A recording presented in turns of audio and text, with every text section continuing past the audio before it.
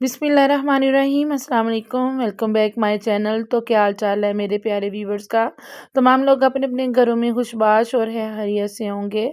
तो आज मैं बच्चों को लेके अम्मी के घर जा रही थी और चूँकि छुट्टियाँ हुई थी और काफ़ी गुजर भी गई थी, बच्चे कहीं नहीं जा सके थे। तो मैंने कहा चलें आज मैं 1-2 दिन के लिए आपको अम्मी के घर लेके जाती हूँ, क्योंकि ठंड काफ़ी ज़्यादा थी तो दिल नहीं करता था बाहर निकलने को। सुबह होती थी तो पता भी नहीं चलता और शाम 7 हो जाती थी।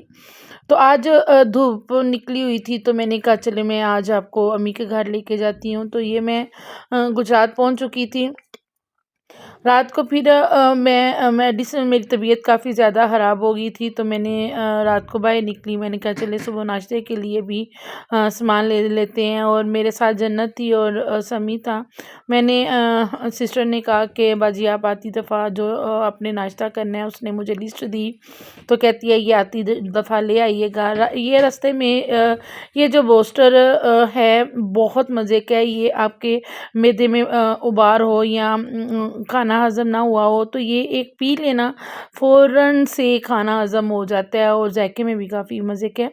तो समी कह रहा था मम्मा हम गुजरात आए हैं तो हमने रात को बाहर निकले, तो कहता है मम्मा हमने विंग्स खा के जानी है। तो एक नई फ़ास्ट फूड की जो रेस्टोरेंट ओपन हुआ था हमारे गुजरात में, तो मैंने कहा चले ये टेस्ट करते हैं इनके विंग्स कैसे हैं।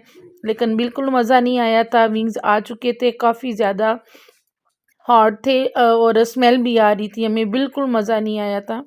हमने थोड़े से खाए, बाकी हम जो बच्चे थे वो घर ले आए।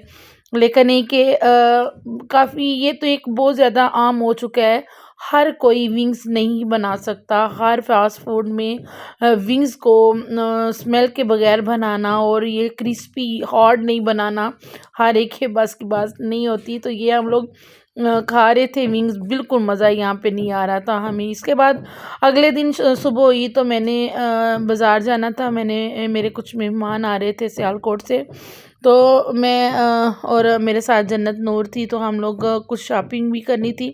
मैंने कुछ समी के ट्रैक सूट लेने थे और उनके बेटे ने बाहर जाना था, तो यहाँ डॉक्टर के पास आए थे। तो साथ में मैंने कहा कि आप चले, मैं आपको जहाँ से बच्चों के लिए ट्रैक सूट लेके देती हूँ मैं वहाँ से आपको भी लेके देती हूँ। तो ये मैं जा रही थी। तो बस इस तरह ये मैंने कहा आज रिक्शे पे नहीं जाते, आज गलियों के से घूम घूम के जाते हैं, मज़े के साथ बातें करते। तो ये मैं सिस्टर के यहाँ थी और उधर से ही मैं निकल पड़ी। तो मैंने कहा चले आज गलियों में जाते हैं, बातें करते, काफ़ी ज़्यादा मज़ा आता है इधर से।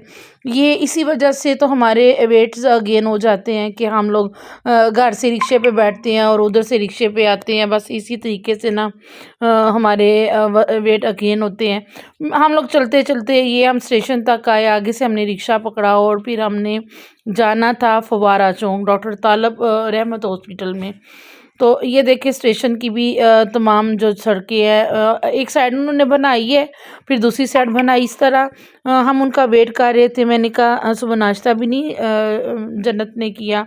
तो कहती है मामा यहाँ से एक तो मुझे बूस्टर बड़े शौक से पीती है वो लेके दे, और साथ में सैंडविच लेके दिए। इसके बाद मेहमान आ चुके थे, उनको साथ में लिया और ये हम कपड़ों वाली दुकान पे आए, ट्रैक सूट जहाँ से मिलते हैं।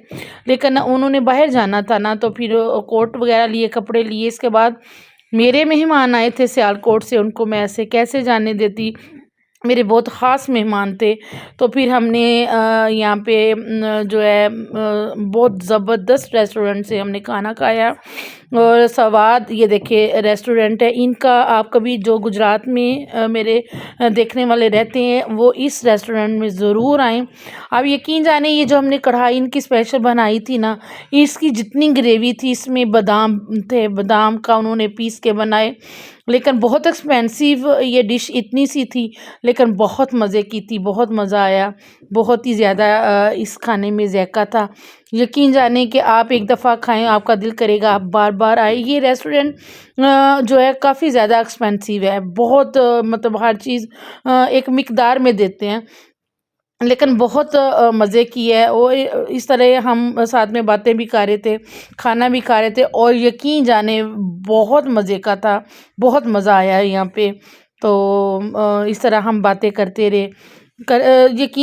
जाने नेक्स्ट जो था वो आज 2022 का आखिरी दिन था, तो मैंने कहा चले मैं बच्चों को भी साथ एंजॉय करवाऊँ, मेहमान भी खुश हो जाएं। तो मेरी तरफ से जितने मेरे व्यूवर्स देख रहे हैं तमाम को मेरी तरफ से हैप्पी न्यू ईयर।